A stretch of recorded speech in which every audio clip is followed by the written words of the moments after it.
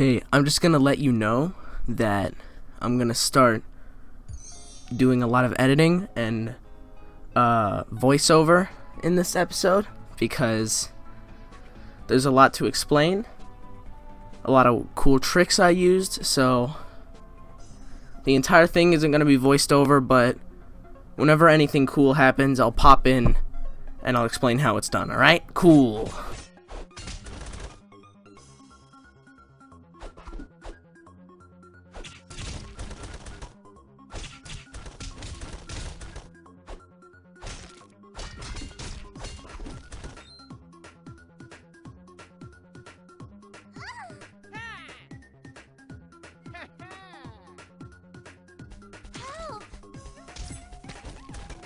Now wait a second. You see that dinosaur?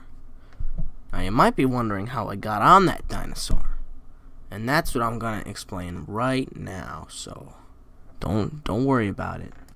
In a normal game of Castle Crashers, you would have to jump to get on the back of the dinosaur when no one was riding him. But in the no jump run, you can still get on him by rolling inside of him. If you run up to a dash and then you use a heavy attack, you'll use a rolling move that pushes you forward. But the rolling move also raises up your height value a little bit, and it's enough to actually clip inside the dinosaur and start riding him. And riding the dinosaur is very good because you can do more damage and it's a lot easier to kill the big boy when you're on top of him.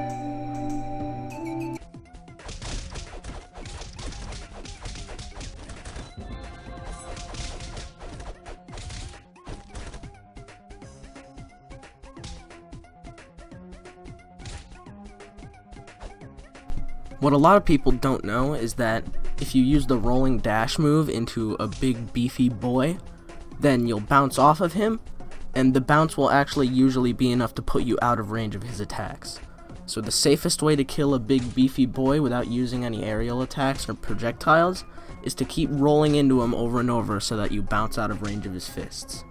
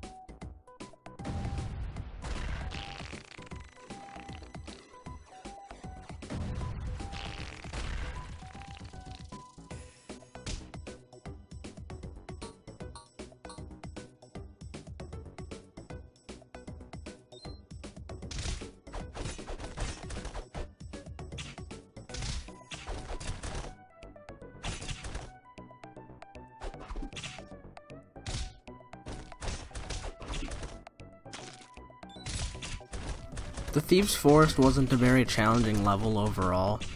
The only real obstacle was the thieves that constantly spammed arrows, and if you can't fire back, then it's a little bit difficult to get combos off or getting close, but as long as you bob and weave up and down, then they have a really hard time hitting you, and you can usually get away scot-free.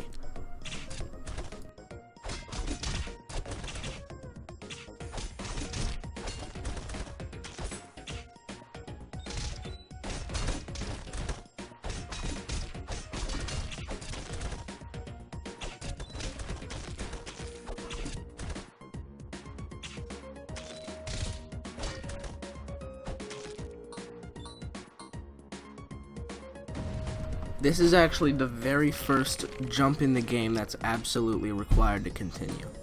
To my knowledge, this ledge is too high to get up without jumping in some form. So this is at least one jump needed to beat the game, and there will be soon more to follow.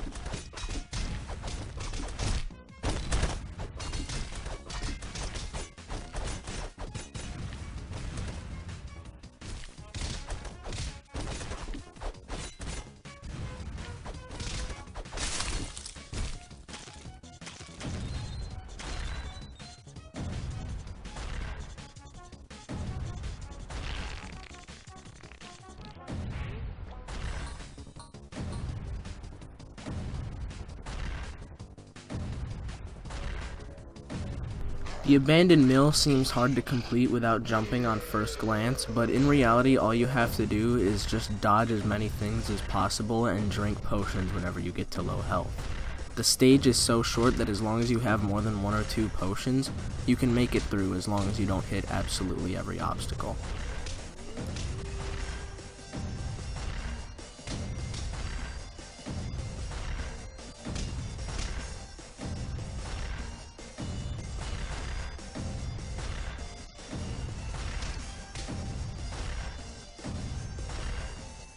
It's also a very good idea to stay as close to the troll as you can without actually touching him and getting hit, because it gives you more reaction time to dodge obstacles, and if you get hit, then sometimes you can fly over other obstacles.